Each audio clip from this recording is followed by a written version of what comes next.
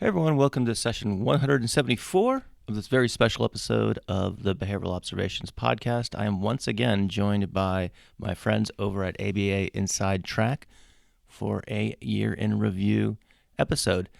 This one is a little bit lighter than some of the ones we've done in the past. I guess in some respects not. We talk a lot about how the pandemic just is continuing to kind of trudge along and how that's affected both ourselves and our families and things like that. So both Jackie gets into that quite a bit with her experience with COVID, and we share some other stories. Rob and I get into talking about what things are looking like in schools, and towards the end of the show, we talk about some of our favorite podcasts that are unrelated to behavior analysis. So we do try to lighten it up towards the end. So if you're a listener of both of our shows, I hope you enjoy this kind of less structured than usual end of year wrap up. Again, just given how 2021 just seems to be like an extension of 2020 in some respects, we thought we'd just kind of we had some designs of going into some weightier issues and things like that, and we just ended up hanging out and shooting the breeze. And again, if you enjoy our shows, I hope you enjoy this collaboration. So I want to also just take a minute and thank everyone for supporting the show more generally, whether you're listening to it, whether you're a supervisor or a teacher who assigns it to your students and mentees. For all those sponsors, I've had some just amazing sponsors this year, and for everyone who supports the show either through Patreon or through getting your professional development fulfilled over at behavioralobservations.com, get CEs. It's just really been a great year for the show. I've had some fantastic conversations that I've really enjoyed sharing with you. And so I don't say it often enough, but I just want to thank you for being a listener, and I look forward to sharing more fun conversations with you in 2022. I did mention sponsors just a minute ago. I want to give a special shout out to two of my longest term sponsors, and that's Behavior University and HRI Recruiting. So if you need CEs, in addition to what's offered here on the podcast, you can go to behavioruniversity.com/observations and get some podcast-specific discounts. And for those of you who may be looking for a job, or if you just want to know what appropriate salaries and benefits are for a behavior analyst in your area with your level of expertise and experience, or if you're an employer, you're looking to recruit. In fact, just randomly, 3 colleagues of mine who each own and operate independent practices just let me know they're starting to work with Barb Voss at HRI Recruiting.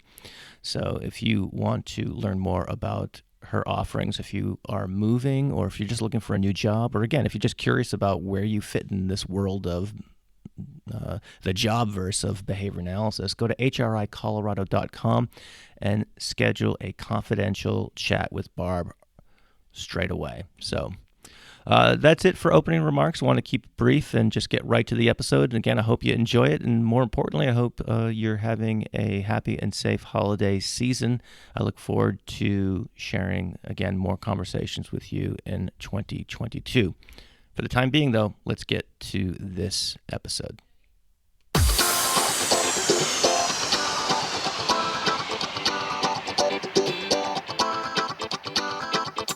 Welcome to the Behavioral Observations Podcast, stimulating talk for today's behavior analysts.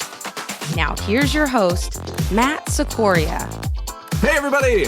Welcome to ABA Inside Track / Behavioral Observations Year-End Review 2021. I'm one of your hosts. I think we're all hosts tonight in this special episode. I'm host 1, Robert Perry Cruz. What other hosts do we have?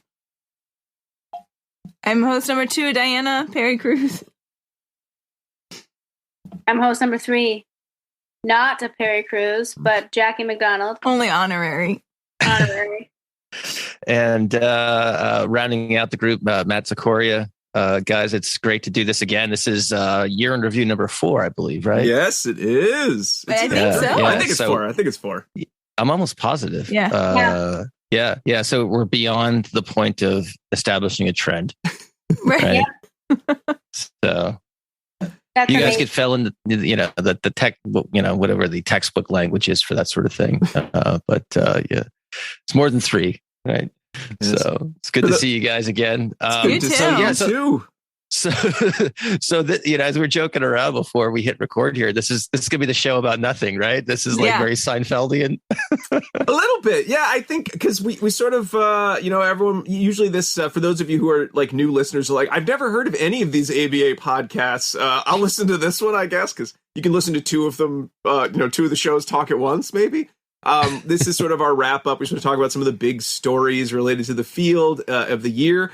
And I don't know if it's just the year after pandemic, while pandemic still goes on, but we sort of had a couple topics and they all either got too heavy and it was like, this isn't it's not going to be fun if we wrap up the year with like a long debate on like heavy topics, or maybe it was just people were recovering, so there weren't as many like giant stories that you could sort of do like quick hits. But yeah, I think this is going to be even more casual than some of our previous years in review. And you know what? That's okay, because I don't know about all you, but 2021 has really not been the best as far as I am concerned. I think it is possibly objectively better than 2020 in a lot of ways, certainly. But I think 2020 was everyone dealing with a lot and finding the strength to deal with it, whereas 2021 feels a lot like somebody decided to flip the switch back to normal, but they stole all the good SDs of like how we actually behave normally and respond normally. And so we're in a weird limbo vacuum this year. I don't know if anyone else is sort of feeling that way. It's like an extension of 2020, I think. It's kind of like this like kind of hangover, if you will. But early, I don't know. Just it's like 2020 part 2 or version 2.0 or something like that. But I mean, obviously, there have been lots of ways in which things have gotten better and things along those lines. And I think if we record this podcast in July, we would be like, "Whoa, COVID's all gone!" Yeah, right. What are we looking forward to, everybody? That's right. I'm going to Montreal this winter, or whatever, Right.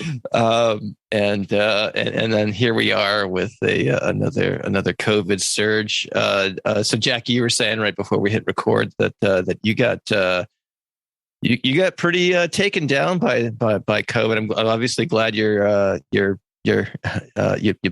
obviously made it through it. Not to make light of things, because there are obviously people who are succumbing to it still. But you got it pretty bad. And I know you didn't talk about it on the air, it seems like. So do you want to kind of fill us in a little bit? Since I don't know about you guys, but every Christmas party that I've attended, everyone just wants to talk about COVID. So maybe we should just kind of dispense with this for talk about this for a few minutes. And so we can. Sure. That works. Yeah. That works. So I was super cautious during all of 2020. Like, we kept my kid out of school, right? We saw none of our friends. We didn't go to anyone's house. We got vaccinated. We were like, woo, right? But still, like, kind of like didn't go to restaurants, didn't go places, right? Didn't go to movie theaters. And then I was like, you know what? I can go to a restaurant. I can go to one restaurant. Went to one restaurant before I got my booster shot. And then got my booster shot a couple days later, and I was like, I'm doing awesome. And I was like, actually, I feel real gross. And I thought it was booster symptoms, so I like stayed home from work that day to like, watch TV, because that's what you can do when you're like, oh, got booster symptoms. I got to stay home and watching TV. And then the next day I went to work, because you have to get rapid tested at our work if you have any symptoms whatsoever. And they're like, you have COVID. And I was like, no, I don't. And I actually got it pretty bad. I hung out in my unfinished, unheated basement. Which probably didn't help. No, it probably didn't help. It's pretty cold and gross down there, right? We've never cleaned down there, because why would we? Did you get the plague as well? Maybe it toughened you up, though, Jackie. There might have been some upside. I was sitting, I spent a lot of time on Diana's discarded couch that I stole. No, I dropped it off at the curb. Oh, I remember, right? And I brought it downstairs, and my husband I was like, y'all weren't home, so the couch is outside. My husband was so mad at me. He's like, why do we want this discarded couch? Now I was like very happy about it. And so, yeah, I got fairly sick. I had to get some antibodies at the hospital. just hanging out with some old men and me, which was also an interesting, afternoon of hanging out in like a trailer behind a hospital in a recliner, getting an IV infusion. And then I started feeling better, got out of the basement, and like a few days later, my kid started having a runny nose, and then she got COVID. So my husband went to the basement to stay away from us. And then when she was better, he came out of the basement and he got tested, and then he had COVID. So it was like this very long, drawn out COVID. It was like a whole month. Oh, yeah. It was a whole month and a few days, where it was just kind of a little bit of a nightmare. It's just like never ending. But you know what? Still podcasted. Still work. We had a few that were touch and go. Yeah, but made it through. We did tell you it was okay to not. I know. You did. But some of them, I was very quiet because I was dying. Well, good for you for having your priorities straight. Right? I know. So maybe your basement is where the COVID is. I mean, that's where it originated. We thought it was Wuhan, but no, it's actually Jackie's basement. It was a basement leak, not a lab leak. So I'm glad. So when you went to the restaurant, did you like, I'll have the COVID special? I was with a lot of people, and all of them tested negative except for me. So including me. I was there. Including Diana, she was with me. What did you have, the chicken or the steak? It's like the airplane, the movie Airplane. I had some pasta, I think. I don't know what you had, but it's okay. You sat in the corner. Sat far away from everyone in the corner. Yeah, maybe there was like a tunnel effect or something. Mm-hmm. Had a little scarf on. That's beside the point, but I wore a scarf, and I was like very proud of myself. I'm like, I'm 41 years old. Yeah, not like a winter scarf. It was a Diane Keaton scarf. Scarf. Yeah. It was very like a knot on the side. Ooh. Too much hubris. That's what happens, Jackie. I've never done it before, so now I'll never do it again. But it was really cute. I'm just kidding.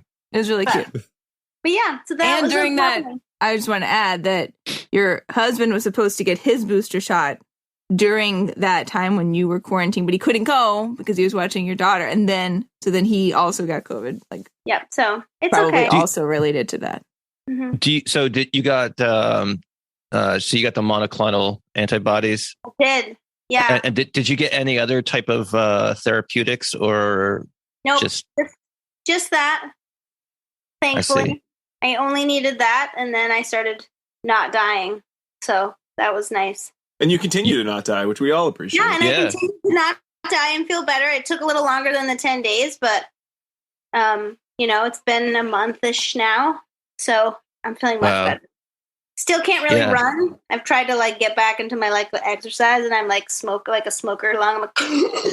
But hopefully, walking is good too. You get the 30 minutes of walking every day.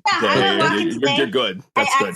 Accidentally took my child on around 7 miles of walk today, so that was hilarious. She did great.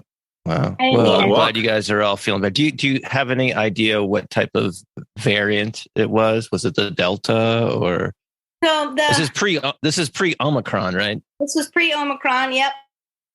The infectious disease specialist doctor that I hung out with, who kept calling me because I was dying with my oxygen levels, thinks I got the OG. Ooh, not okay. the Delta. Thinks I got the classic because I had all symptoms. Every single symptom except for COVID toes. Everything else I had. Wow. So it was pretty great. He's like, "Do you have this?" Yes. And Diana made me a really cute package where she brought all these things over to help regain my sense of smell and taste. It was very sweet. She's so sweet that way, that Diana. Very nice. Well, I'm really glad you guys are all feeling better. My daughter, who is 16, she got COVID in October. It was just kind of floating around the field hockey team. Oh man! And a bunch of people got it, both vaccinated and unvaccinated. And she had a very mild experience with it. Fortunately, although her sense of smell is still kind of funky coming back. Yeah. So here we are, several weeks later, and I wonder if she's kind of psyching herself out too. Yeah, we might need to do a test. That's right. Get some essential oils, and a blindfold, and we could probably do something. You can train it, I guess. Yeah, she bought me ginger, and I had cloves and cinnamon and ginger ale. Oranges, I think. Yeah, wow. There's certain smells, and they say you're supposed to pick smells that are remind you of your childhood because those are most closely tied to your memories. So smelling a little bit of it, then you can remember how it smells and it starts to bring more back. Yeah. Wow. I was pretending I that read all about it. Dog poop because I just had a lot of dogs growing up. That doesn't sound like a fun smell, though.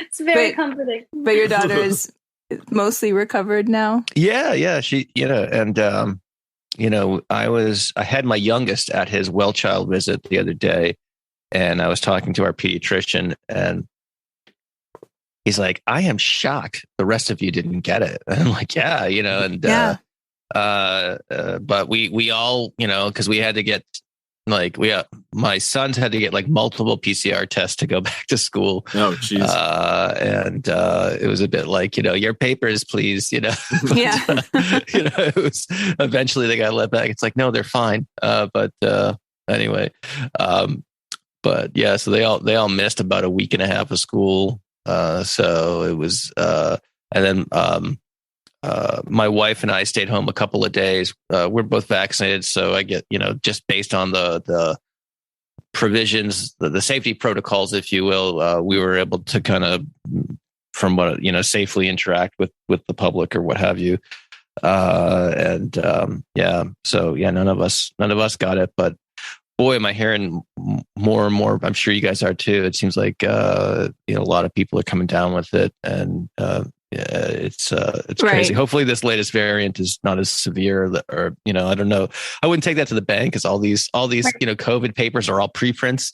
I don't know that we necessarily know. Don't know the whole situation. Here's some possibles. Here's some ways it could go. Is kind of the last I think the last I heard was don't follow social media about COVID variants right now because you're not going to get any useful information unless it's Twitter. And then Twitter. It's fine. Totally okay. The rando on Twitter, you're totally cool. The lady that's where I get my news. I don't know about you guys. The lady I trust is called your local epidemiologist, and she is an epidemiologist. She has good info. Is that a Twitter handle? She's on a lot of the platforms under that handle. So look around for her. I'm writing that one down. I'll definitely add that to my feed. So yeah, I feel like it's the perfect storm right now because a lot of folks up in this area, their initial immunity from their 2 shots is waning, and then now we have soon, by the time this is airs, right, a highly transmissible variant is going to be here, so it's potentially bad. Yeah. So I get your booster. So I did not see this on Twitter. I actually talked about it with I went in for my annual physical a couple of weeks ago, and I was chit-chatting with my doctor, and he was saying that there's a couple of promising studies looking at the use of SSRI type medications for so as soon as symptoms onset, there's a 10-day trial of not fluoxetine, it's fluoxamine or something like that. They all kind of sound the same. Right. Do you know what, Matt? What? Some of those studies were done by my own best friend, Ooh. Dr. Dana Cairns, who works at Tufts. Wow. She published a study on that, so I was very proud of her. Oh, cool. When I got COVID, she was like, I know it's not in print yet, but you want, she had some, one of the medicines she was studying. I'm like, no, I'm going to just go with what my doctor does. I got some in my desk drawer. I was like, I'm good. Did she just prescribe that? He was joking. Okay. Yeah, just a joke. He was just joking. We were just joking. That's exciting, though. Yeah, it's like a 10-day trial that and apparently it's helpful. I don't recall the I didn't read the paper, but apparently it's but who knows? I mean, a lot of these things are this is kind of like a moving target, so it's hard to keep up with it. It's hard to know what what to put stock in and whatnot. So. Yeah, we'll see. We've come a long way from like washing our Amazon packages, bring them in the house. Oh, No, geez. we're not doing that anymore. Yeah. Oh, That was boy. annoying. Our kids can go back to school, which is amazing. Oh, thank goodness. Yeah. Yes. I think reopenings of And- schools has been pretty big. Right. And we can go back to conferences, That's right. right? With In some 21 cases. If you want to. 2021, Yeah. Yeah. there was, You the can return conference of if you some, want to. There was a return of some in-person conferences, which is exciting. I think all of us, with the exception of Rob, went to one. Not because I didn't want to or didn't choose to. I was not allowed to by my day job. For some reason, it was never fully explained to me. It's Oh, okay. I think it was lack of concerns about staffing, which, guess what? No one can hire anyone these days. That's I still see. going on. I see. So you're starting the airing of grievances early for Festivus. That's Rob. all I've got. That's all I've got, Matt. Grievances. It's a second Seinfeld reference in one show. Nice. So Yes, maybe very good. It was something, and it was. I certainly was getting a lot of support of like, I bet with all the virtual ones you can do this all in your own time. And I'm like, I do a lot of things on my own time related to the field of behavior analysis. So attend a conference that I usually would go to in person was, a little frustrating that I couldn't actually do that one on my own time. So yeah, but anyway, go on, please go on, Jackie. I don't mean to Tell me derail about the this conference you went to. positivity. So we went to the Thompson Center for Autism in Missouri in October. Yes, I think so, it was yeah. October. Yeah. And it We had was to take great. a plane to get there. Yeah, it was great. It was really nice to like be sitting with other people. They had like everything spaced like 6 feet apart, right? It was just nice to like learn in outside of my jammies. Just saying, like it's fun and there's a place to learn in your jammies, but it was really nice to be in the conference and like see people I didn't know and to talk to people, right? Diane and I presented on self-care for BCBAs, and it was just fun to like be in front of real people. I do. So I think over the past year, we've gone to some very good virtual conferences, Yeah, right? yeah, And a lot of the platforms that are being used for those are, light Very years advanced. ahead Very of where cool. they were even a few years ago. They have some amazing chat features. Some of them have really cool, like interactive, like quiz components and like contests and things like that. So like that has really changed, I think, what you can get out of a virtual conference. And I've had some amazing talks I've heard through that format. But I will say, as a presenter, being able to be in the room and have the energy of the people actually sitting there with you is way different than presenting in your basement Yeah, right. virtually, right? Yeah. But I've I do. I went to the Babbitt conference too this year, and that was virtual, and that was really awesome, and I learned a lot. But there's nothing like being with people. Yeah, we had the actually, I want to talk about New Hampshire ABBA, Yeah. but before doing that, so tell me a little bit about the Thompsons. I've only heard about it from you guys. What's the what is this place all about? What are the obviously it's a center for autism. Yeah. I'm sure they do something relative. So to the Thompson Center for Autism is affiliated with Mizzou, which is the Missouri State of Missouri University. I can't remember which way it goes. So they are funded, I believe, through some A lot of different state things. mechanism. They have a lot of and different provide funding. I asked, yeah. But then a large part of their focus as well as outreach to the community. So the conference is part of that structure. And what's really cool about this conference that I haven't seen at most other conferences I've been to is that they have 3 distinct tracks that are set up for different audience members, but everyone's, of course, welcomed to participate in anything that they want to, and they encourage a lot of interaction. So there's a track that's more, there's a BCBA track, there's a track that's more for special educators, and then there's a track that is more for parents or those interested in like autism more generally.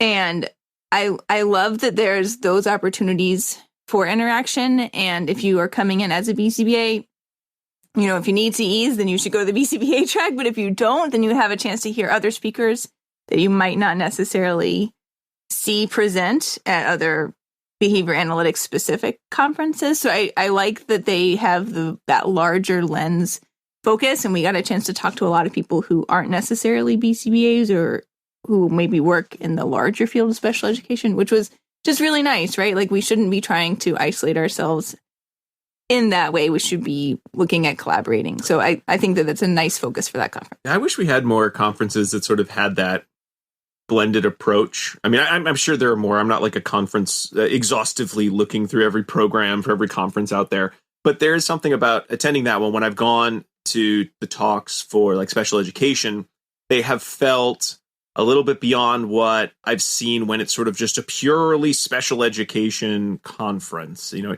it feels like because there are the three tracks, there's, you know, a little bit more blended together. So you just get a little bit, you know, it's additive in that regard, which I really appreciate, because, you know, sometimes when you go to conferences from fields that, you know, when you have multiple kind of hats you wear in your job, some of the conferences you go to are amazing, and then some of them leave you wishing they were like the other conference you just went to, and that can be sort of a frustrating experience. And you know, I think that audience just really works out to building up a really good set of presenters, and vice versa. You know, feed on each other.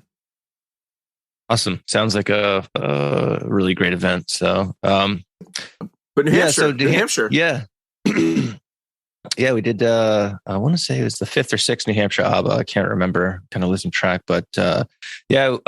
So we did a after last year's virtual event, we did and this one was a hybrid event, but a fair amount of people were able to attend. It was in Concord instead of Manchester, and of course, if you're outside of New England, you're like, who cares? But, you know, but it was a really cool venue, and nice. Concord is just like a different vibe than Manchester, and it's also 15 minutes closer to my house, which is also nice. Yeah.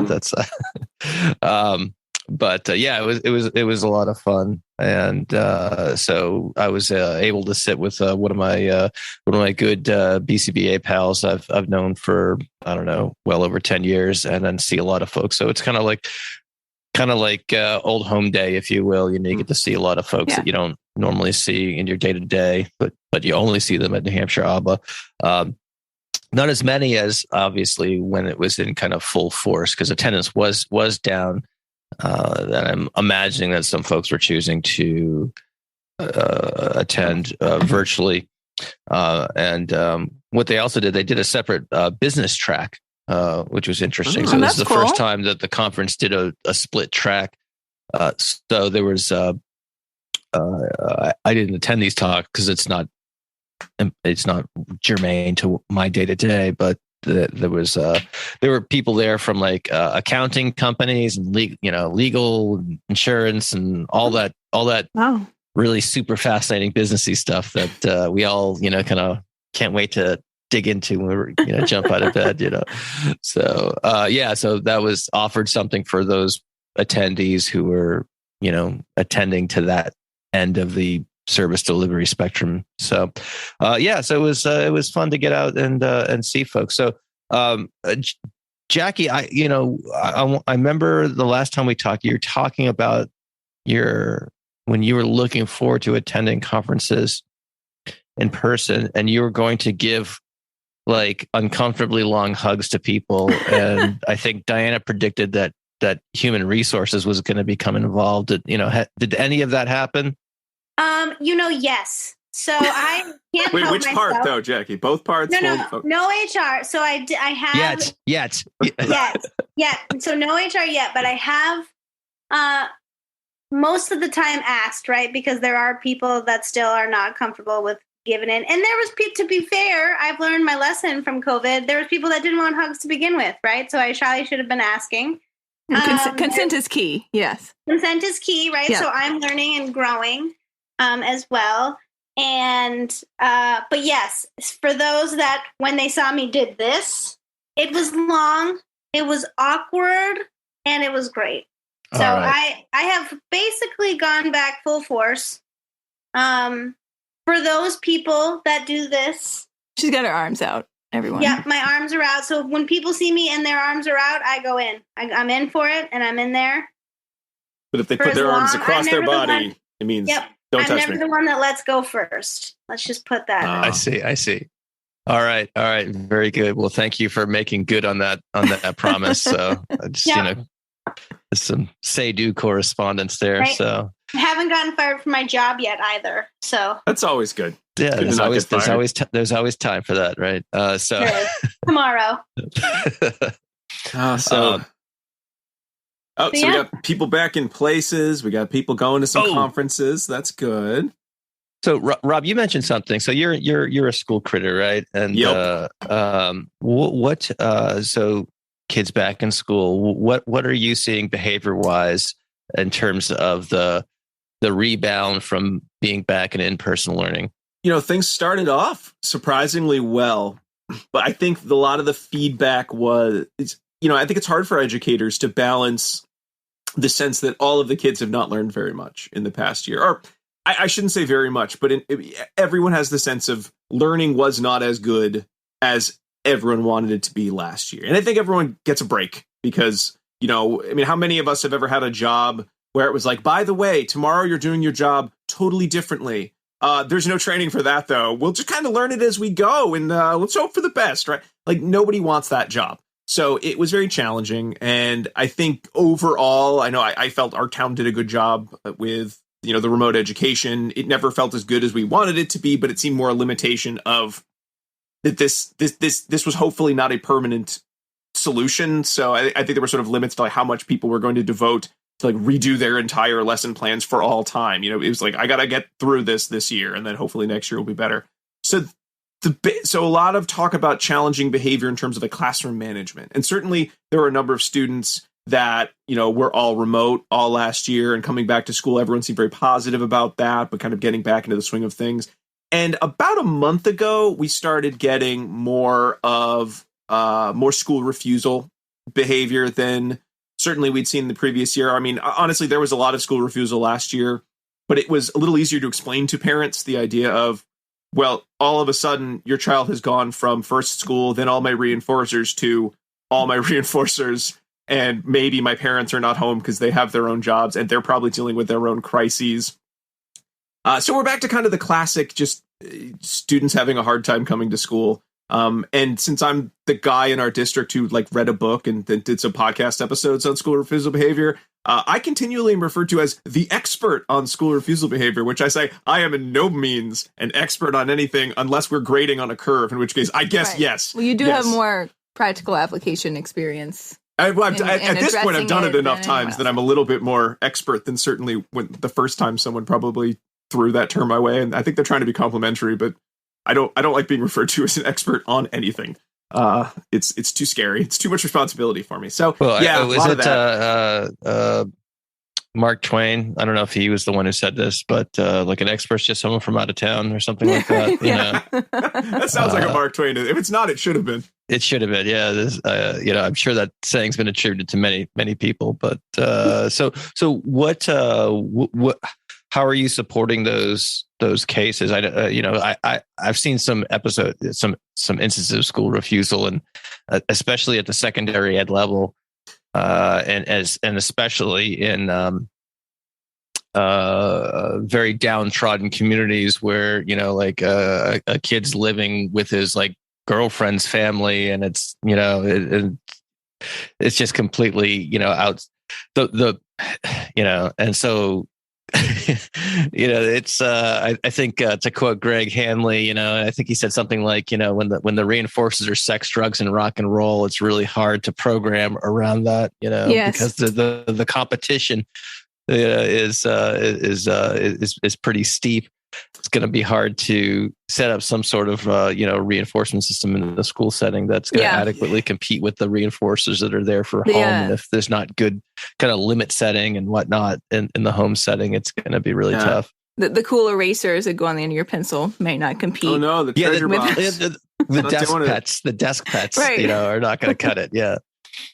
My Lisa Frank Trapper Keeper would though. Ooh. Actually, if we had some trapper keepers, I feel like we might make some hay. Yeah, some A-team trapper keepers. Yes. The other challenge that is faced now is, I think a lot of what probably all of us from being, our generation in terms of limit setting, oh, well, my kid's playing Nintendo all day. Well, you take away the Nintendo, or, well, the Nintendo is something that you earn, and you start that off at an early age of this is something that's earned after you've completed your homework and after you've gone to school. But so many of what kids are using are phones or iPads, and those are on them at all times. I think parents are very scared to take them away, especially after last year, where the only lifeline many of these kids had was being able to text with their friends. Otherwise, I think parents are worried, would my child have been suicidal? Would they have gone into deep depression because they couldn't see their friends? And it's such a hard thing to have to deal with it as an adolescent. So all of a sudden we have all your reinforcers are present. And the idea of taking them away or making them contingent almost feels the same as if you like locked a child up now. So the idea of, well, I'm going to take your phone and put it over here, you can't have it. I think a lot of parents are worried, no, but if I take my child's phone, they won't have any friends and they'll be behind and they'll lose all their friends that they have. So I can't take it away. Right. Not to mention in our district, all children are issued an iPad. Oh, don't get me started. I know we didn't want to talk about anything that was going to be too angry or soapboxy, but the all digital, everything's on the iPad. And then what do you do when the children learn, oh, you know what I could do with this iPad? Not my work. Right. I just exited. And then it's like, we'll take the iPad away. Ooh, yeah, but you can't, because then they can't learn anymore. Do we have any paper copies of anything? Oh, we don't, because we've been doing this for long enough. And after last year, everything was digital. It's just one more of those. It's sort of like when you read a science fiction book and it's sort of like, look, this is the new future, but then it all goes horribly wrong. I feel like we're living in that right now in a really boring, kind of asinine, subtle way of like, look at all these cool advances in technology and look what they have done. It's like just the dullest Twilight Zone that ever was. And slow motion too. Yeah. Right. Yeah. So that's really been a challenge. I mean, I think with school refusal too is we're dealing with so many mental health challenges. And again, how much of it is, when is it a mental health challenge versus people just being exhausted or just being unable to cope with sort of the new normal? Is that a mental health, challenge? Is this PTSD, or is this just everyone dealing with some sort of a universal trauma? And that is just so many layers. And I think families are dealing with where they seem paralyzed in terms of, I want to tell my kid, get out of bed and get to school. You have to, but I don't know what I can take. I don't know what's contingent. I don't know what's going to harm them psychologically in a way that they'll never recover, or they'll run away from home, or they'll be suicidal, because that is something that's sort of in the air, I think, with a lot of adolescents of, more cases of, threat of suicide, talk of suicide. I mean, I don't think a day goes by where I haven't heard that something related to suicide came up, whether it was someone said something or someone's worried about someone or there was a signal of. So I think it does leave parents feeling just incredibly powerless to shift. I mean, I think we've been very fortunate in that our son seemed like really sad about last year in a lot of ways and has been super excited to be back in school with friends. And even our grumpiest son seems to actually be happy to be in school again. I like that. You got like levels of grumpy. That's right. One small thing I've been able, because when I interview parents for, if I'm doing an FBA in a school setting, I always try to schedule some time to chat with the parents, and it's incredibly informal, but I usually try to work in some questions that, kind of get at their ability to set limits, or if there are limits being set, and also trying to identify the standard stuff that we're interested in, like, what are some obvious antecedents? What is the child getting out of the repertoire of problem behavior? One area I've been able to get some success in is maybe not taking the electronics away, but taking them away after a certain period of time. And so a surprising number of parents let their kids go take their phones into their room at nighttime. I didn't come up. My wife actually read some articles about this, and then just in the milieu of the internet. And as our kids were getting older and getting phones and electronics and whatnot, we just made a rule in our house that, when it's bedtime, your phones are plugged in downstairs. And I've had success getting parents to at least do that. Mm-hmm.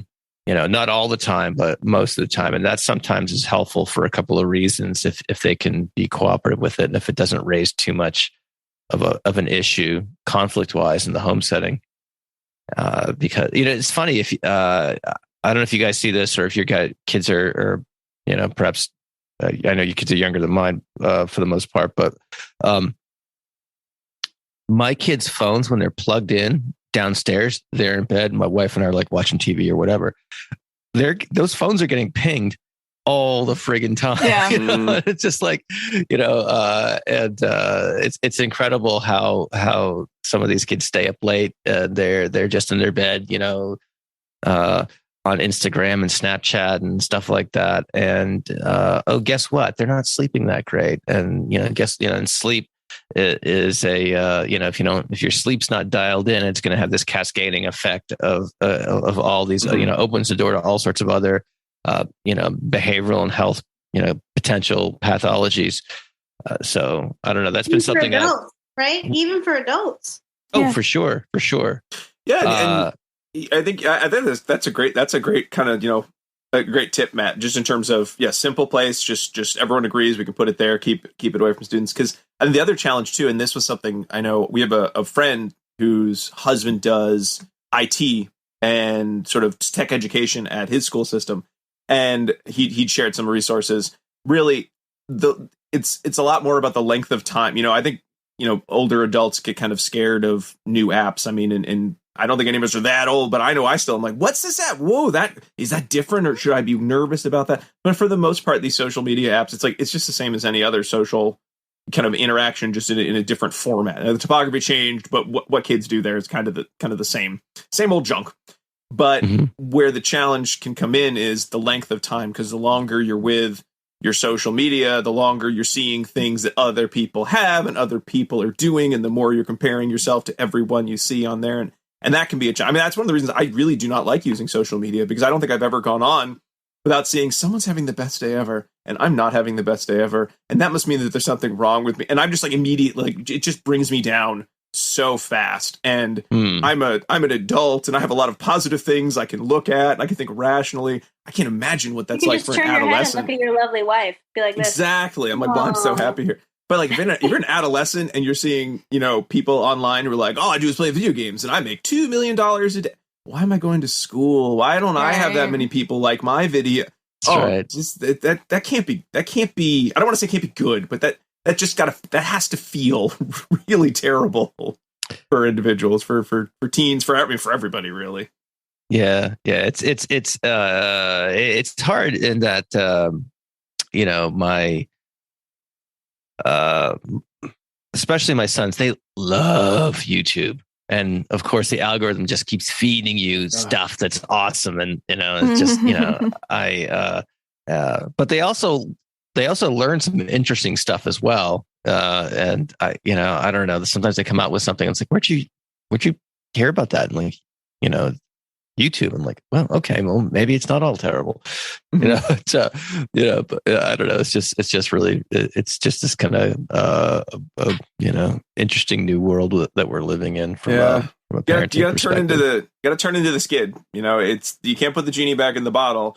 So it's not about why is this all bad so much as what are the benefits? Like you said, your son's found some cool things online. I mean, I love YouTube for teaching. Like I needed to learn knots for Cub Scouts, and man, you try to find like pictures or you read the descriptions of knots. Like, what the hell is this garbage? But YouTube, I got tons of people who are willing to show me how they made a knot in slow motion. Video modeling. That's video modeling. Yeah, I learned to tie a bow line. So so the room I'm in right now, we had this flood last spring. I remember that. Yeah. All the huge like things that you had to. Yeah.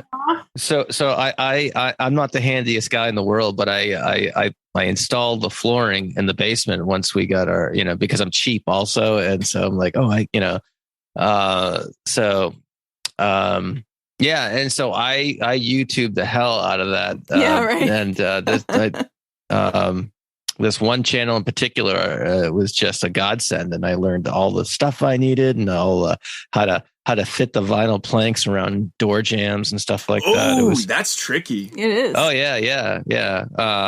So I can tell you how. No, I'm just kidding. I'm not. Gonna bore So the is, audience, the but room you're in the same room you used to podcast from? yeah. But it's all redone now. For the most part, yeah. We still need to replace the carpet of the stairs coming down here, but this is the basement. So nice. Yeah, so so we tore the carpet out, and so I put some flooring that will be impervious to water should this calamity happen again. But it was a total YouTube university. Yeah. So it was an interesting project. It was fun, but anyway, we're back to the parenting thing though. Yeah. So getting the electronics out of the bed room is huge. And then trying to help parents reframe that they're taking it away. One of the things that I'll do is I'll tell parents, like, look, if you can, they're still going to think you're taking it away. But if you explain it to, like, hey, you know what, you can, especially if it's real, if you tie their behavioral performance in school to what they can get at home, that, it's like, if you could hold on to that thing before they get home, and you get some verification in terms of whether they met a particular behavioral goal at school, then they can, I said that it's never theirs. They can just rent their stuff with, and they pay with good behavior. So that's another way I've worked with parents to kind of reframe how that. I like that. Works. I like that phrasing, Matt. I mean, at the secondary level, you do start having students who, they're 17 or they're 18 and I don't want to go to school anymore. And it is really hard to have to discuss with parents, like, is your child going to live with you forever? What is your relationship going to be like 20 years from now? As much as you know best that they should get a high school diploma, their earning potential goes down if they don't graduate. If it's not what they want to do, it is important to, work with the family about, talking about person-centered planning. If a student says, I'm not going to school, I want to drop out, it doesn't help to say, well, here's what we're going to take away if you don't go to school, because at some point they're just going to say, I can leave. And sure, wouldn't it be better if they left with a plan about how they're going to pay for the apartment they want to move into? Because I don't know about you, but when I was a kid, if my mom had ever sat me down and been like, hey, I know you love this and this and this, let's go over like what they cost and how you'd be able to keep doing that. I mean, that would have scared me about, going to school much more than any sort of punishment or like elaborate reward system that my mom could have set up for me. The idea of like, oh no, I love watching TV when I get home. I love having a place to sleep. I love just going out to eat whenever I kind of feel like it. It's like, you can't really, you do that because you've earned X amount of money. And so sometimes with families, you do have to have that discussion. But I think that can be hard to hear too, because again, if your child's 17 and says, I don't want to go to school anymore, I think it's really hard for parents to say, well, okay, let's talk about what you do want to do. So much as, no, I want you to, I know that's the right thing. Yeah. Every kid must do X. Yeah. Must go to a 4-year college. Must. And that's it's challenging. It's challenging. And at the other end of the educational spectrum, I am interested in, this is what I'm seeing. So I was in a school the other day in Vermont, and the kind of behavior specialist teacher that I kind of team up with, this school serves students 3rd through 5th grade. And he said to me, Matt, it's like we have 3rd grade kids. We have kindergarten children in the bodies of 3rd grade kids. Right.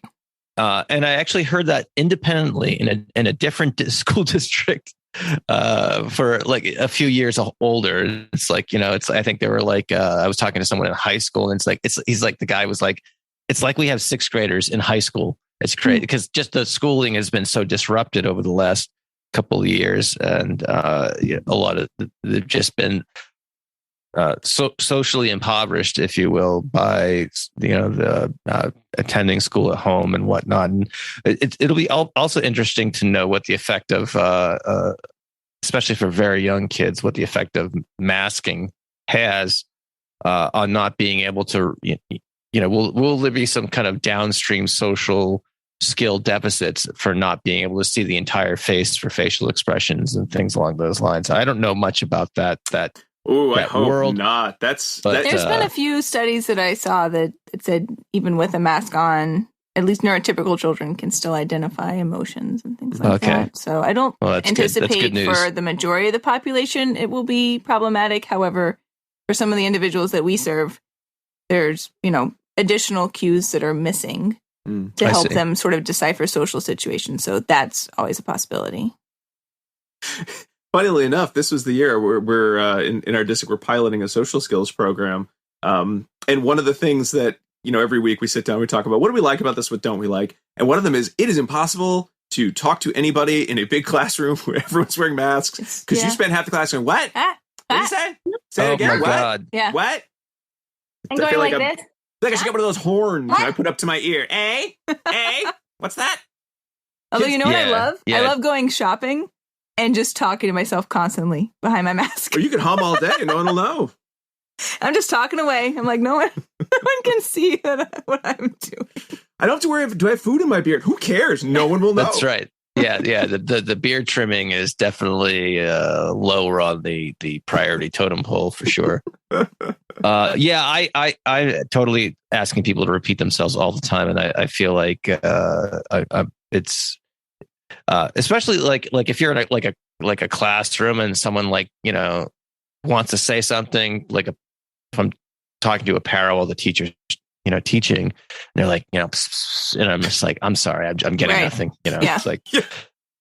I tell them, we need to go. I love how you're really paying attention to the privacy and dignity of the child you're about to talk to me about.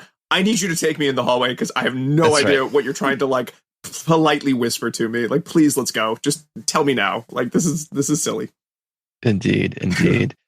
All right. Is there anything else we want to say about schools, or do we want to move on? I'm going to be curious where schools are in another year. I mean, there's I think a lot of people are sort of just crossing their fingers and hoping that, well, this year is this year, but next year will be better. And then the year after that, everything will be all the way back to normal. And then everyone will remember all the lessons they learned. I'm not so sure. I do think there are lessons that were learned about education and teaching and the importance of schools that maybe aren't going to follow through as well as we would like. But I think that could be true about a lot of things, just in terms of, everyone's 2020 was not the same as their 2021 and will not be the same as their 2022 in terms of what's important, how they're responding. So we'll see. I don't know if I want to make any big predictions, though, because I couldn't have told you. I don't remember if I made predictions about what 2021 was going to be like. And if I did, they were probably wrong. Yeah. I guess the one last thing I would say is that if there ever a case for a wide scale implementation of direct instruction and, precision teaching, et cetera, boy, it's now, especially with all the the potential deficits that these kids are showing up with, especially in online learning. It worked well for some kids. I think there's some evidence to suggest that it worked disproportionately poorly for communities of color, impoverished communities, etc. Yes.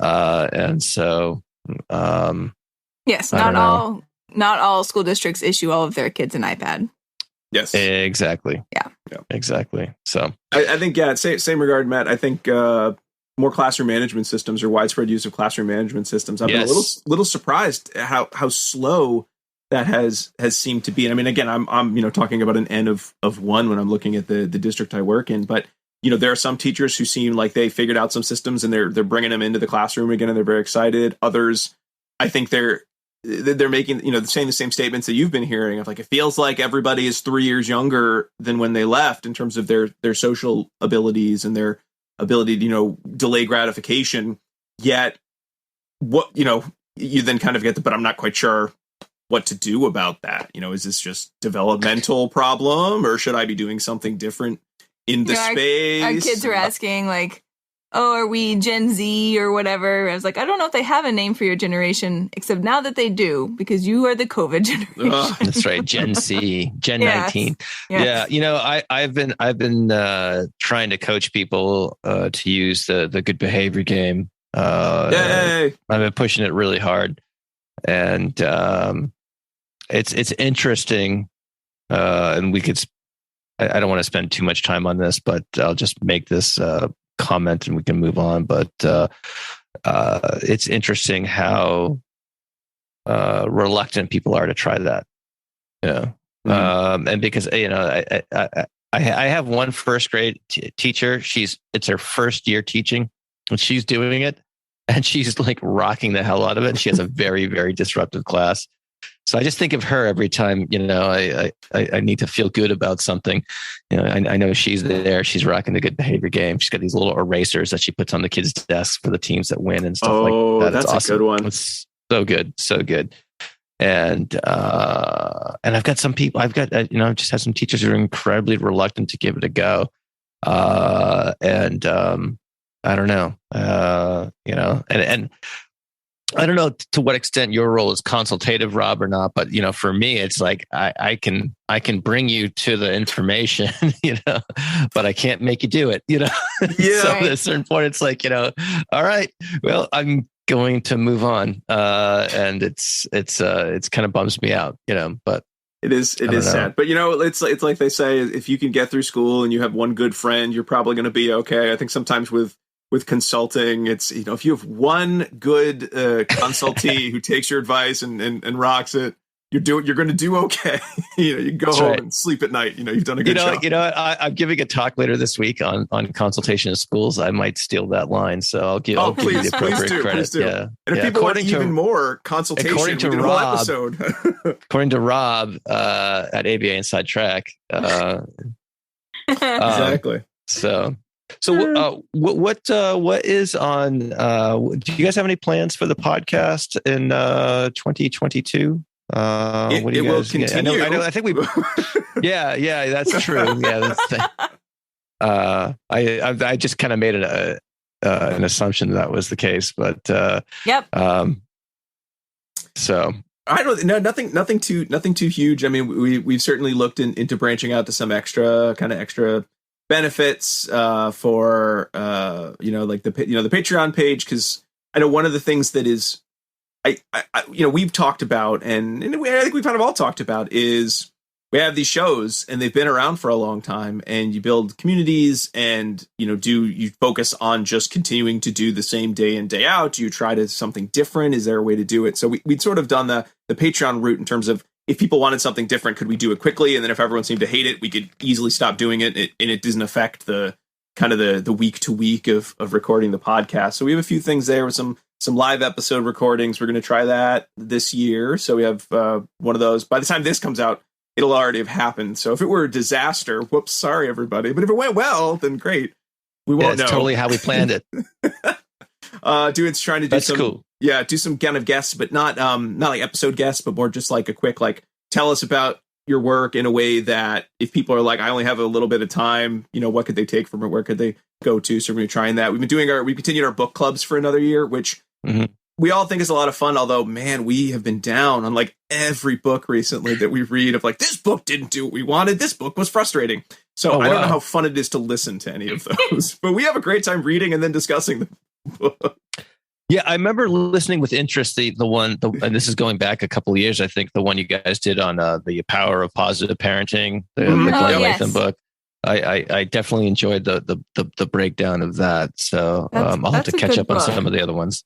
Yeah, I think meaningful differences. Because they go out they're like a year out if outside of the kind of the Patreon community. So I think our meaningful differences, did that go? I think that was the one that came out. That we were pretty positive on meaningful differences. So is that the one is that the one that they did out in Kansas, the study they did out in Kansas? Yeah. And it's like, if you speak a lot to your kids, it means it creates meaningful differences or whatever. Yeah. The 3 million word gap. That's where that came from. You got to talk to your kids. So we did that. I mean, I think for what's different between our two podcasts is you always have a guest on your show, and we don't always have a guest on our show. No one's interested in what I have to say, so I'm always interested in what you have to say, just so you know. Always interested. So for us, it's always kind of a balance of trying to figure out what seems like a topic for us that we want to tackle, just the three of us, or what is a topic that that we want to hear or have a chance to hear directly from the author. And so we kind of do a mix of reaching out to people that we know, reaching out to people that we don't know, and sometimes people reach out to us. So we've tried to make sure that we're branching out in that way and like actually, because Jackie's good at that. She's good at reaching out to people. I know you're shocked. But for me, that's like the scariest thing. Yeah, right. Seriously. For me, that's like the scariest thing that I could think of. But she's been really good at that. And so we've tried to branch out this year and in the upcoming year to reach out to people we don't really know that well and say, hey, would you like to come on Let me ask you guys this. Do you guys ever get inbound requests for interviews? And if so, like, are they I just like send them your way. No, so no, we had no, at least one I know we sent to that Jackie sent to you, Matt. Okay, no, but I get some from like some people who clearly never listened to this podcast and don't know what it's about, and it's like so and so is going to use hypnotism, and it's by like a PR person who's like paid to get their client on podcasts, and it's so obvious that they just don't have a clue what the show's about. I always get I should start screenshotting those and and just saving them in a file for laughs or something like that. But they're really it's really a hoot, and it's like, wow, we get a lot of random stuff like that too. For sure. But there's people for whom that's their job is to get people on podcasts. That I don't know if the podcast listening podcast knows. So weird. Like I mean, should quit my job and do that. Just get people on podcasts. Yeah. Well, I don't know how you're feeling about this, Matt. And I don't know if this is going too far away from, the ABA year in review, but I think it's on our list. The idea that there's so many podcasts and everyone's talking about podcasts. And I feel like we've done these for, our 4 years now. That maybe last year before, we talked about, no, I think definitely last year we talked about, wow, there's more ABA podcasts than there were before. It seems like there's, 10 times more podcasts. And I don't know about you, but I'm kind of tired of hearing the word podcast. We started watching that Only Murders in the Building show with Steve Martin and Martin Short and Selena Gomez. It's good. And it's funny. Okay. Like, I like Steve Martin and Martin Short. What is it on HBO? It's on Hulu. Sorry. And it's about there's a murder and they'll have true crime podcast and they're going to start their own true crime podcast about this murder in their building. And Martin Short said the word podcast about 50 times in 10 seconds. And I said, I hate that word. I never want to hear the word podcast again. I'm so tired of it. And it just feels like something that I guess if people have been doing a podcast for like 10 years, 12 years, or some of the oldest podcasts, they must hate these days because it just feels like everyone's talking about podcast this, podcast that. And I don't know if everyone appreciates like the amount of work that goes into producing content every week and then making websites, design, and like doing all these things that you never trained to do in your day to day. I mean, talk about YouTube help. And I don't know. I mean, I don't want to be like, our ivory tower of podcasts. We've been doing this for so many years now, everybody. But it does. Right, I'm gonna pull the ladder up. It does just feel like I'm glad. Into my tree fort, into my podcast tree fort studio. No, like, I love the democratization of information and audience. Yes. Like anyone can now have a show, and anyone can have a community, right? And that part's super exciting. Yeah. It does feel like it hit a weird over mainstream after the pandemic that it's like inescapable in a way that it does make me feel like I'm being very like old and grumpy about like, did you just learn about podcasts? I've been hearing about podcasts. I've been doing one for all these. So I don't know. It does feel it's a little too not mainstream in a sense of I'm not happy it's mainstream that people aren't excited about podcasts and they can't get out and make their own podcast, which is cool. It's just, I don't know. I don't need to hear the word anymore. All right. Thank you, Clint Eastwood. I know. I every day I'm just older. I'm kidding. I'm kidding. What do you think will be next? Right? So podcasts are like hot. Like, what do you think will be the next mode of communication? I don't know. I've been thinking a lot about this in the shower and when I'm driving, right? Because now I'm like inundated with my kid loves these kid stories podcasts. And I'm like, what can I transfer her to? Podcast is just the radio. People love the radio for a long time. It's just you can make your own radio show where you used to have to go through the FCC. So when I first started the show, and I was reaching out to guests, especially not older guests who may have less contact with technology, I would be writing cold emails. I'm like, hey, My name is Matt, and I have this. I'd like to interview you for my podcast. A podcast is like a radio show on the internet, and I literally used to say stuff like that all the time before the word podcast was a household word. Excuse me. And so not having to do that now is nice, I suppose. But I don't know. As far as the next medium, Jackie, that's a great question. I think thinking, right? Let's start thinking and moving. Well, I mean, I don't know. Like the reason why I want to ask you guys what's next for ABA Inside Track is because I get asked that all, about my show all the time. I was going to ask you when I had a chance. Oh yeah, that's all right. I went on a rant instead, everybody. I apologize. No. The rant was exquisite. So I appreciate it. I share some of the sentiments. I was just kidding you with the get off my lawn reference. But anyway, but I feel the same way you guys do. It's like, it's like I want to, dance with the one who brung you, as the saying goes. It's like, I don't know, like this is kind of working for me, and it seems like the people who listen to the show tend to like it, I suppose, and I'm extraordinarily grateful for that. And I'll do some stuff for Patreon, which I've been I started actually in 2021. And I've tried a couple of different things, and what I'm doing now is kind of like, for some guests, I'll just hold them over for kind of like another 15 minutes, and that last 15 minutes will be on a slightly different topic, and that will be Patreon subscriber only content. So I've done that with a couple of episodes, so it's kind of like I won't be as cruel as Sam Harris, who just fades out, the conversation midway through. I don't know if you ever heard him do that, but it's just like, it's like, wow, I'm like I'm hanging on the word, the really deep conversation, and it just fades out, and and if you want to subscribe to this, it's like, oh man, you bastard, So I mean, I do a little fading, but it's usually like another 10 or 20 minutes of content. So I don't know if I'll do that with every show, but that's kind of what I'll probably do. But again, it's just one of those things to give the subscribers a little bit of bonus content. But at the same time, I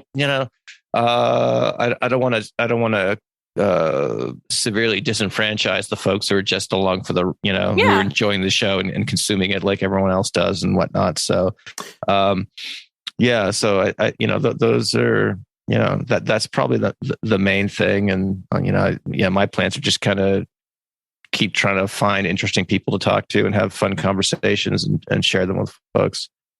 Matt, Jackie doesn't know, but Diane and I have been talking. We're probably going to try to branch out into the live play role playing scenario as well. So, that's probably the big change. Out. The big change for next year. Out. I can't play games. Like LARPing? No, I don't think there's so many great, you don't have to play Dungeons and Dragons, Jackie. It's a lot of narrative storytelling, right? No. We could be in a magical land. No? Okay. I'm doing a show on Dungeons and Dragons. I actually have a guest who reached out to me to talk about that and how they use that with social skills. That's great, but I don't want to play. It's so fun. If they want to be the DM, I'll play. My kids always want to play, and they're like, "You have to be in charge, Dad." I'm like, "I don't want to be in charge. It's boring." Being the DM sucks. You remember the rules and can you hit that giant narrate? You gotta narrate the module. Yeah. No thanks. Roll for damage. Yeah. Roll for damage. Right. Oh my gosh, we have just turned off a large swath of listeners by. I don't know. I think we probably just endeared them. Role playing's super hot. It's hot right now, Matt. We got more listeners than we'll know what to do with if we. I don't think Dungeons and Dragons and hot have ever been in the same sentence. It is so hot because I know. I feel like we spend so much time either working, Gary Gygax would never say that. It wasn't then. It's like the cool thing now. It's every online. Right. Like you're making the multi-million-dollar deals, for your animated show based on the role play. It's a hot field. I don't know. Oh wow! I'm afraid he may be serious. I'm not sure what's going on. No, it is. This is not something we've discussed. No. I was joking about it because I was reading, because sometimes I'll read about like role playing games, and I always want one where it's like you're telling a story, because those feel like I might get people to play that with me. And then I was saying, we should just record ourselves doing it, and then we make Jackie do it. And Dinah didn't even think it's a joke that it would work, because Jackie would be so angry if she suddenly found herself playing a role playing game. Wow, She hates games. She hates them. Breaking news. Yeah, I have friends who are like super board game nerds, and they have these like super complicated and might I add, extremely expensive board games. They're like right here, like $100 or something like that. Oh, we're gonna show. Yeah, there's our shelves. Holy cow! You're talking to one. I'm afraid. Put them all in there. Wow, that is impressive, or sad, depending on your point of view. I'm just kidding. I know, but I have friends who love those board games. They always break them out after we've had a couple of beers, and it's like, I'm not going to learn these stupid rules, Like, and then Rob reads the rules for an hour. That's okay. Like, I do not. I'm gonna go. Am I secret Hitler? I don't know. I've lost track, and I don't care anymore. Can we get back to like listening to music and talking, telling funny stories, Anyway, that's my get off my lawn moment. There you go. Everyone should get one. Everyone gets a turn. I'm going to go because this time I got to go put a kid to bed. Oh yeah. Okay. Good. All right. But you guys can still chat. I'm just going to go. I think this year in review, if we learned anything about year in review, this year has been. It's you got to think about other things a little bit this year. I think we use this as a self-care time, and that's okay. This is the self-care time. Okay, bye, Matt. All right. Bye, Diana. Bye. I'm gonna leave this all in. Bye. Oh yeah, we're totally leave this in. This is real. The real lives of New England podcasters. When we realized that we could put things as bonus, it's like, it's a bonus episode. So whatever, there's no rules. Right. No editing. There's no rules at all about this. Just gonna slap some commercials in this and call it good. So I guess apply to Regis College. Oh yeah, actually, we don't put that in the bonus. I thought of you guys because my daughter, being in high school, being a junior in high school now, she got a little mailer from Regis College. I ran into her room and showed it. I showed it to her. I'm like, my friends teach here. We'll show you around. It's 10 miles from Boston. I learned that on the ABA. Yeah, I think it's actually 12 miles from Boston, but nobody. Oh, okay. We can update. We'll update the little campus. Yeah. So I was so excited to show her that. Oh, that's good. That's going to be a fun process. On a campus tour, you let me know. I will. But she gets like 8 of these things a day, so it's just kind of like it's crazy. It's crazy. I wish I still got them. What, could you go to college? Back to college, restart my life again, do something different. There you go. Yeah. That is one of the things I know. I know we'll talk about it probably for 2 seconds, but we got new ethics code coming out, and this was on the old ethics code. What? The idea of new one. Is it really? By the time everyone is listening to this, you got like 2 more days to use your old ethics, and you got to do new ethics. I never used the old ethics. Once they made the new one, I was like going with the new one because the new one is so much better. I had someone try to do old ethics, and I said, "Why are you bothering? Like, what is the purpose? Why are you bothering?" I once drove my car after the registration expired. You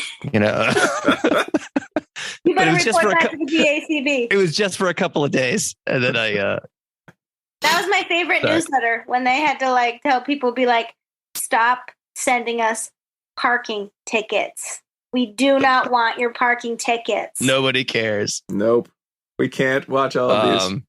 No, but the idea of it's always been about competency of practice, and I do think that comes up a lot, and a lot more so, especially when we're talking about topics like cultural humility and working with populations that are different than the ones we were originally trained in. Sometimes I have that thought too, Jack. If you know what I'd love to do, new field in behavior analysis, and then I realize, but I got to go through the whole process of reading a lot and then learning something and then finding someone else. If I want a job and I'm just like, hi, I've been in the field for so many years. I will take your entry level position, please. And that sort of just depresses me. And then I'm like, I guess I'll just stay in school like the kids should all do. I'll stay in school. That's right. Oh, but you could do gerontology. You could become an ACT therapist, or you could go into OBM, but nope, gotta be ethical. It's a whole shebang to do all that stuff. Change tracks. There's just off the top of my head, it makes sense that I'm sure that it's the idea is to protect whatever client you're serving, I suppose. So if So there's a rationale to it. What section is that actually? I've got the code pulled up right here. Yeah, you do. I should make you one. Of course I do. I should make you one of my little handheld books and then send it to you as a. Do you guys have one for the new code? I am supposed to have around 40 made for my students over the summer, but I haven't made them yet. So I do need to make them. I made mine. I'm hoping in the next 2 weeks I have time. Having COVID and being out for like a month and a half really killed my my industrious spirit. That COVID, you're going to ride that COVID thing for the. I am.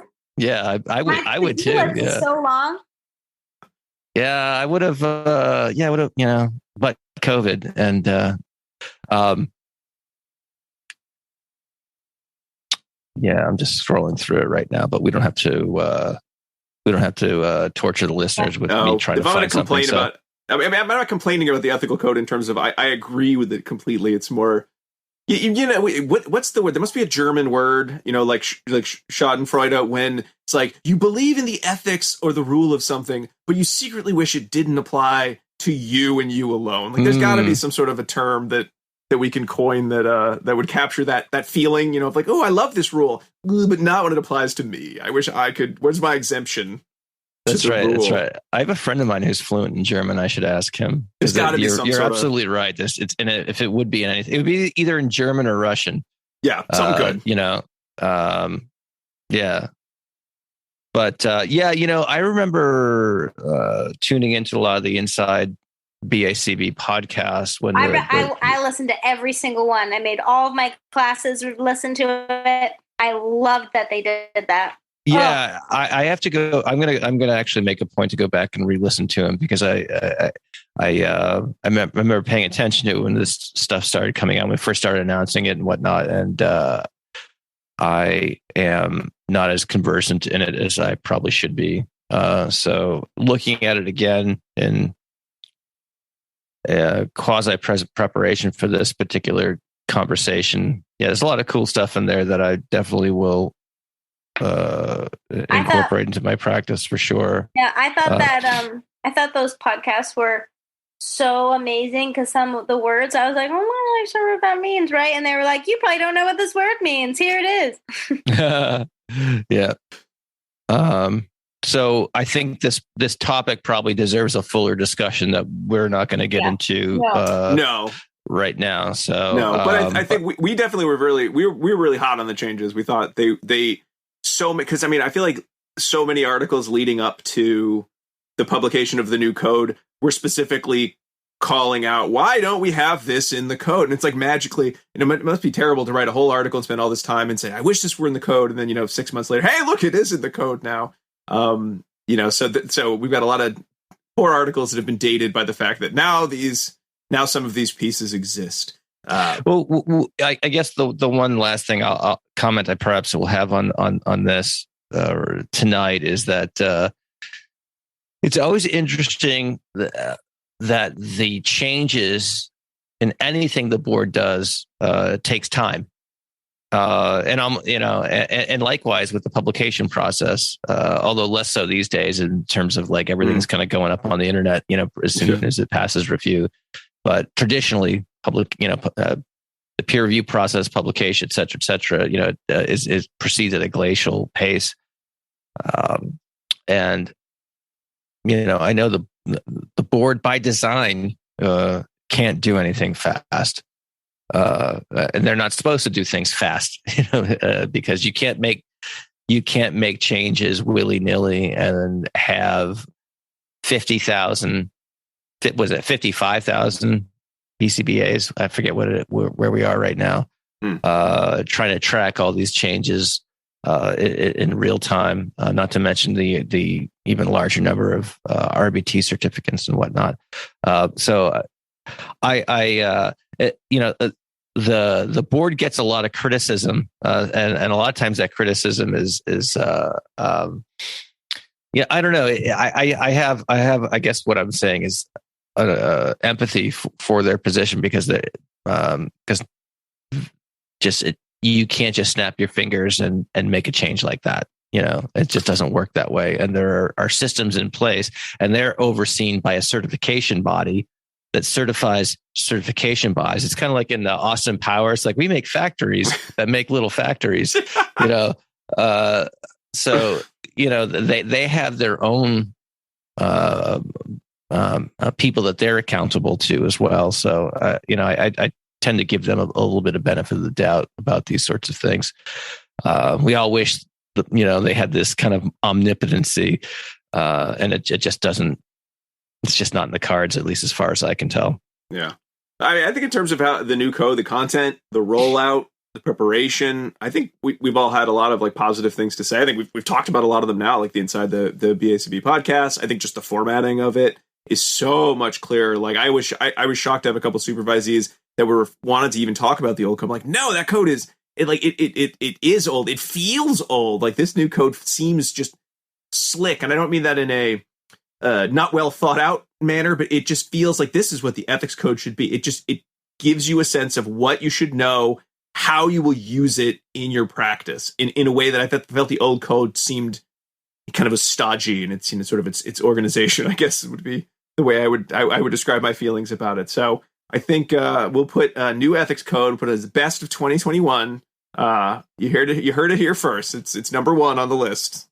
Ethics code. That's right. That's right. And if you know, I don't know about you guys, but I am raking in the $9.99 gifts. They just bring them in, people. Bring so them many in. mugs and, you know, just pads of paper with people's names on them. Oh, I went to the bank the other day, and they were like, "You have 800 checks for $9.99." No, I'm kidding, people. Anyway, we could make some hay with that one, but yeah. So anyway, I'm gonna wrap this up. I think that's a great idea. I think that's a fantastic idea. As fun as it is to hear us go off on a million different topics, I guess it probably does. It does need to wind down, but I'm always the wrapper-upper. Rob's like, let's talk further. Okay. Jackie's not a real podcast. A real podcast, Jackie, goes for like 2.5, 3 hours. Joe Rogan. It's meander. I only get to listen right now. The only podcast I'm listening to is Stories Podcast, which is very good if you want to listen to stories. Super great kid stories and Reader Bug Adventures. So. Well, let's wrap up with that. So, yay, ABA. If you love ABA, you got 2 podcasts right here. We don't usually meander and talk about all manner of things. We usually have a nice focused topic, guests, research, with lots of exciting things we're talking about. But if you were to recommend a non-ABA podcast for people to check out, because they're done listening to our episode, they listen to every episode. They plumbed the depths of our back catalog, which they're very elaborate at this point, because, you know, we've been doing these bonuses for like. This is the 4th one, but we've all had episodes before then too. What would you say, Jackie? You say Children's Story Podcast is your I got recommendation? those 3: Stories Podcast, Reader Bug Adventures, and Super Great Kid Stories. Those are all kid-themed stories. And then I have been listening to, which is going to totally like hallmark me up, I've been listening to Love Letters, which is the Boston Globe's like love letter columnists. Because one of my close friends was getting a divorce, and I wanted to give her. She was like, "What should I do?" And I was like, "I don't know." So I've been listening to this podcast to give her advice. That's very nice. That's very nice. So yeah, that's all I'm listening to. That's it. All right. So most of my non-ABA podcasts are political, and as such, I'm going to keep those names to myself. They're all very centrist, though. There was something someone posted on Facebook the other day. It was like this kind of this really neat graphical display of like a lot of popular kind of political podcasts, and I learned that I'm a radical centrist. So that was interesting. Radical centrist, man. Those are 2 words I did not expect to go together. That's my interpretation of it, but it was like, wow, I'm like right. You know, I was surprised. But anyway, so let's see. One podcast I like a lot is called The Drive with Dr. Peter Attia, and this guy is a doctor, talks about longevity and health performance and things like that. Really, really, really cool. So I listen to his podcast quite a bit because I learn all sorts of stuff. And sometimes he talks about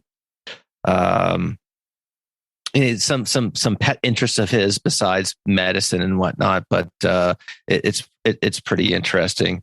I like that one a lot. For the same reason I like the Huberman Lab. That was good. I listened to that too.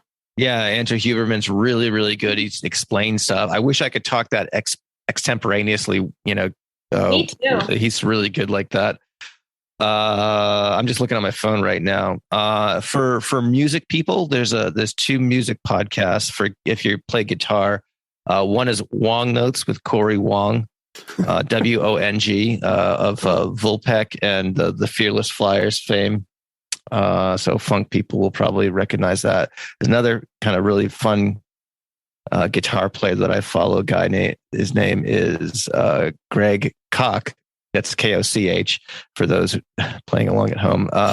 And he has a podcast called Chewing the Gristle. So guys just talk to other guitar players about gear and stuff like that. Really kind of nerdy stuff. That's so those are my non-ABA. There's a sample of my non-ABA podcast that won't get me into too much trouble depending on what your political belief system is. I don't know. We never demographic to see where any of our listeners. I don't know if you've done this. Like, I don't know where our listeners lie in terms of the political spectrum. I don't think we need to. Oh no, exactly. I'm not. I don't want to at all. I just don't have that information. Right. And I don't even want to know. I'm at all interested in. So. I know from us. I think Diana was happy. I'll speak for her a little bit because she had to go put our youngest to bed. But we were happy that one of our old favorites, Good Job Brain, which is a trivia podcast, came back. They did like a shortened second season because like a lot of people, they started their podcast when like, a few of them were married and the others were, it's in a serious relationship. And then by the end of their first, 100 whatever episodes when they had to take a break, they're all having kids and doing all the other things that make it very hard to find time to produce and record a podcast.